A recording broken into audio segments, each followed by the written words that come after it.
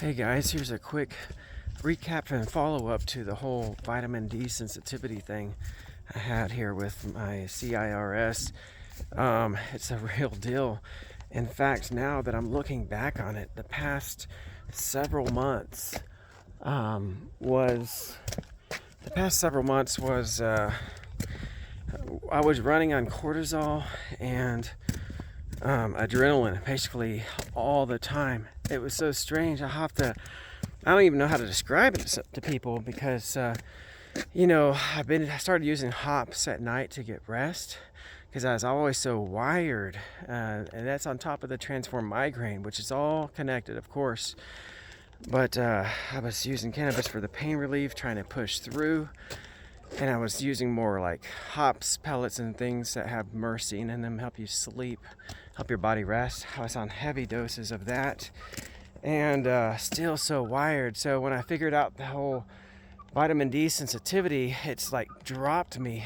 And I'm used to operating on cortisol and histamine all the time. It was so strange. And I was really, when I stopped D, it even got a lot worse. It was like a roller coaster and spikes of cortisol in the evening. So, such a strange thing. It was difficult, past several months, extremely difficult. But anyway, it's put me behind in a lot. And here building the post frame building, you see the spray foam up here behind me. I was going to show that we're not completely finished on our building. We're on the inside. We spray foamed because of the weather. We had to hit the weather days. Like today is another one of those days.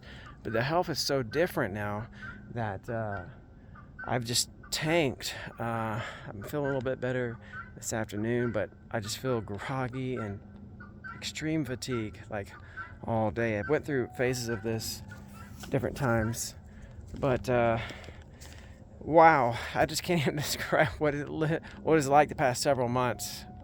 So wired all the time.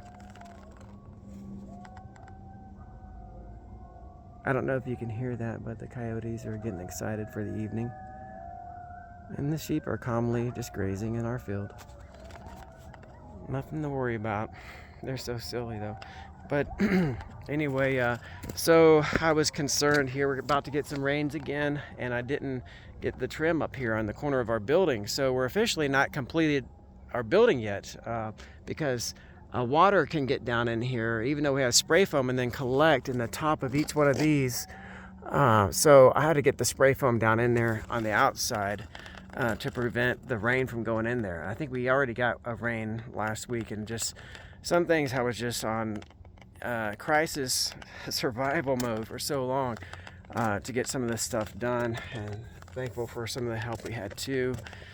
But yeah, I just wanted to recap this. It was so strange. Anyway, now it's really strange because I've like dropped off and I just don't have that drive, and so the vitamin D recovery, I will balance out, but it's like a pendulum right now.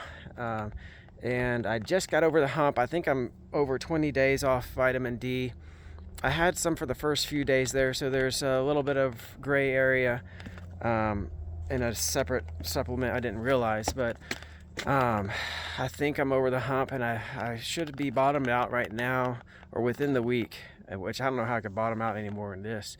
Just want to lay down all day. I'm actually tired. On the flip side, I'm getting over 7 hours of sleep multiple nights. It's broken up sometimes, but I got over 8 twice, and that's the first 2 nights in maybe a year that I've had over 8 hours sleep. Maybe it's the third night because I think that happened in the spring once.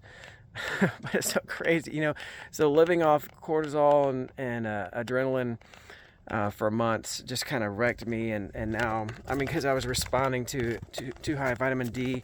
I had an Aimovig. I had a rebound scenario off of the injectable Aimovig for the migraine, and so multiple things came together, and wow, I forgot what it was like to feel sleepy, and now I feel sleepy all the time. Yeah, I was exhausted before, and that's how I got to sleep, was exhaustion and hops, pellets, or anything I could find within reason, so I don't develop tolerance, because I did at one point to the hops pellets. Anyway, I don't want to keep rambling here, but you see the top of the building here that at least the spray foam is keeping the weather out. But it's a temporary thing, you know.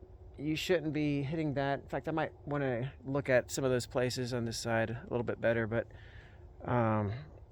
the UV light can deteriorate it from the sun and things like that. So it is extremely temporary, and I meant to get all this done today, but wow, I am so sleepy and fatigued.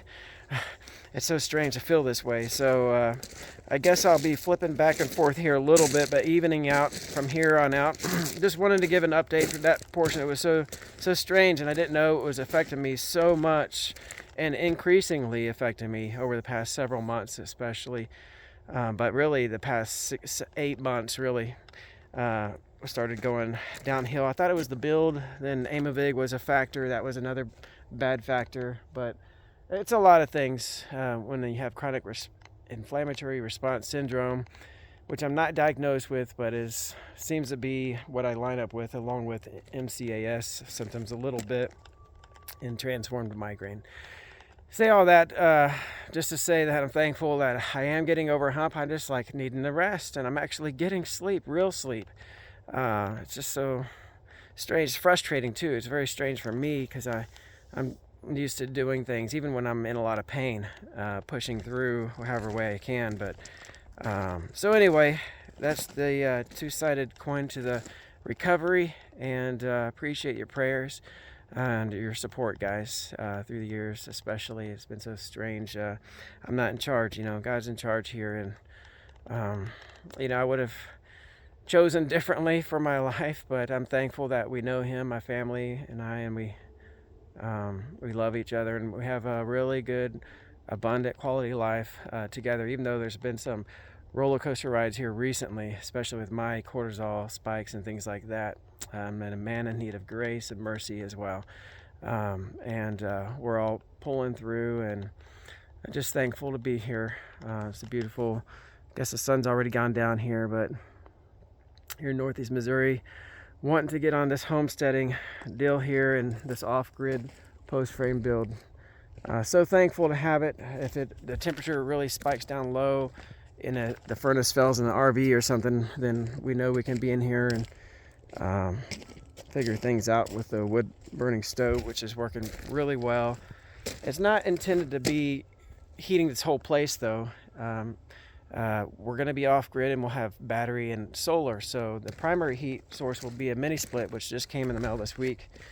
I think it's a SEER, SEER 25, and it can heat down to negative 15 degrees Fahrenheit. So it has really good range on it. And that will probably be, it's a 2-ton, 24,000 BTU, and that will be the primary heating source of this home here. And supplemental will be the wood stove, and then we'll just see how summers go. We're going to have a little bit more insulation when it's all said and done. I'm going to have corner trim, and it'll look nicer. Keep the prayers coming. God's in charge, guys. I just work here, you know. I'm just thankful to be here. All right, have a blessed week.